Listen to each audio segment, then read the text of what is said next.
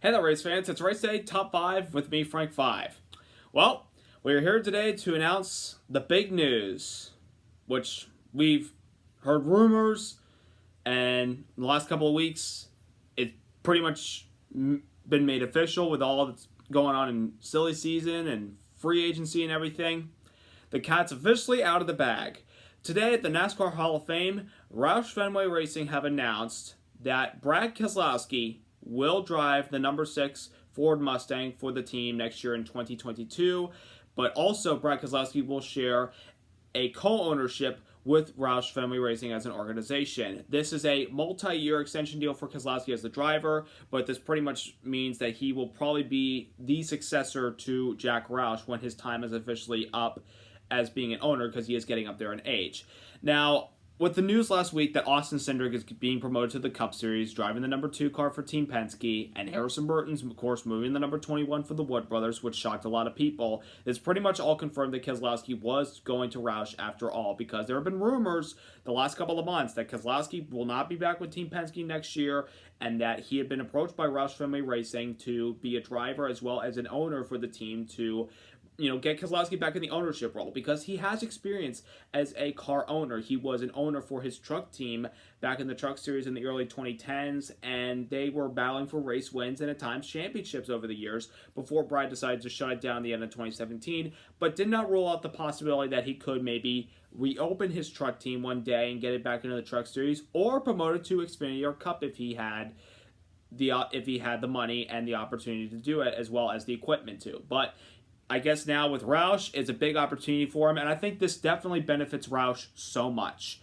They've had a relatively good season this year, but with a veteran in Brad Keselowski, who's not only a champion of the sport, but a man who has ownership experience when it comes to running a race team, this helps Roush Fenway in the long term. And this definitely will, I think, help improve the performance of the 6 car. And I'll get into the 6 car and who the current driver is at the moment about his future. But Brad Keselowski, coming on board to Roush helps them, and he pretty much proves that he wants to stay in here for NASCAR in the long term.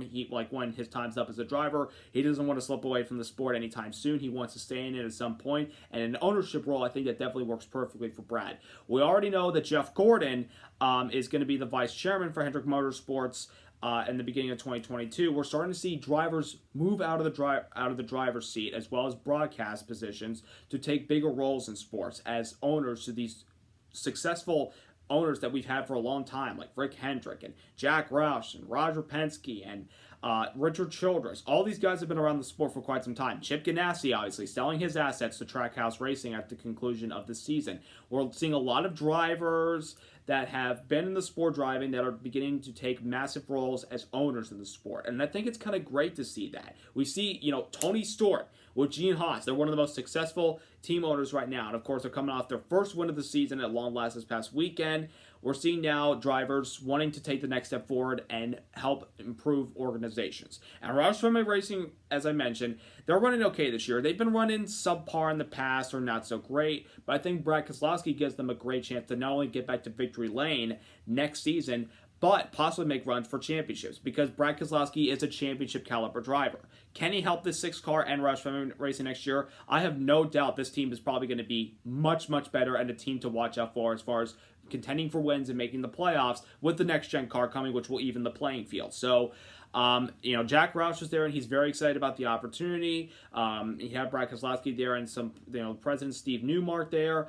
There were a lot of people at the Roush at the Roush announcement at the Hall of Fame, and there were some fans there and a lot of media people, which is something we hadn't had in the Hall of Fame for quite a while because of COVID. But now things are beginning to ease away as far as restrictions go, and we're having more gatherings, which is great to have this press conference at the Hall of Fame, which we've had in the past for special announcements regarding who's going to get inducted to the Hall of Fame, big driver announcements to big teams, all that stuff. Sometimes you'd hear it at the shop as well. But yeah, big news, which this was not really totally surprising, especially after last week confirmed with Cindric moving up to Cup.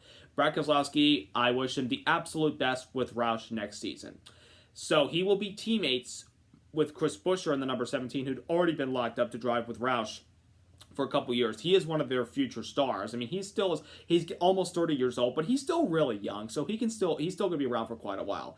The big question is now, with Buescher going to be in the 17 and Brad Keselowski moving to a co-ownership and driver role in the number 6 car on a multi-year deal, which I assume is 3 years, what happens to Ryan Newman right now? Well, this season, Ryan Newman's 27th in the points with only 1 top 5 and 2 top 10s. And it really hasn't been that good of a season for Ryan Newman. I mean, he joined the organization in 2019. He had a really good season for the team. He helped the 6 car. They made the playoffs. They got eliminated in the round of 16 after he missed the backstretch chicane of the Roval, trying to get by Almirola, which cost him positions, and he was going to get black flagged by NASCAR for missing the chicane, which pretty much put Alex Bowman in the position to make it to the next round. However, Newman did not listen to the black flag, and he was therefore penalized since the tail end along his line. He did almost win the Talladega race that fall, but was edged by Ryan Blaney by, I think, 7/1000ths of a second. It was in the thousands. But Newman lost that race to Blaney. So close. And then in 2020, to open the season, Ryan Newman almost was just a few feet away from winning the Daytona 500 for the second time in his career and would give Jack Roush their third Daytona 500 victory, until he got a bump from behind from Ryan Blaney, got turned to the wall, and if you all know what happened, Ryan Newman went upside down, got hit by Corey LaJoie upside down, driver's side, had to be taken to a local hospital, and was left the hospital 2 days later with his girls, with the only injury being a bruise in his brain. Newman had to sit out for a few weeks, and then of course COVID hit, and when NASCAR resumed in May, Ryan Newman at the time was cleared to come back. When he came back, though, he really wasn't competitive, so I could understand, the performance of the 6 car kind of went downhill that year. He is still in the driver's seat this year. He's had some good runs, but not totally great. The big question for Newman is, what is your status after this announcement? He's been offered possibly a part-time role with Roush as maybe a part-time driver. But folks, in my honest opinion, Ryan Newman's going to retire after this year. He's 43 years old. He really hasn't been competitive and battling for wins. I mean, I know he's won some big races. He won the Daytona 500. He's won the Brickyard 400. He almost won the championship in 2014, driving for Richard Childress his first year without winning a single race.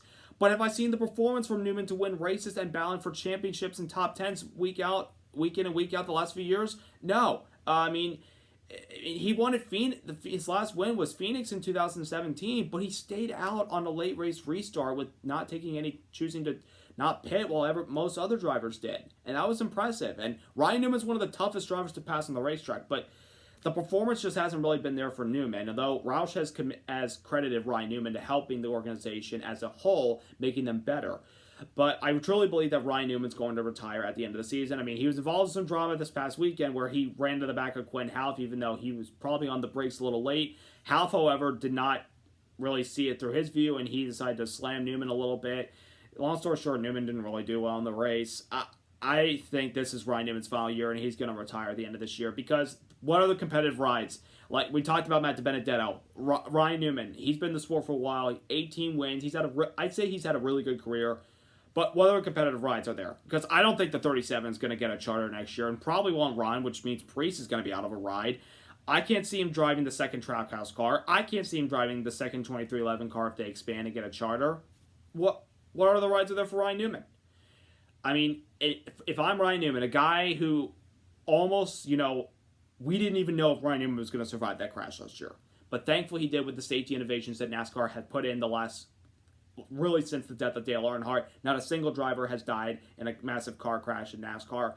But if I'm NASCAR, if I'm Ryan Newman, it's time to spend some time it's time to step away from the race car seat and be with your little girls. They need their father. I mean, I know you spend a lot of time with them and you love to fish, which is one of your kind of activities you like to do. And I'm sure you're probably doing it on these 2 off weeks for NASCAR until we resume August 8th. So, Ryan, I believe this is probably your final year. And if it is, thank you for all you've done for NASCAR, and you've had a wonderful career. But if you somehow get a competitive ride for next year, okay. But in my honest opinion, again, this is probably the end of Rocket Man in the Cup Series full time.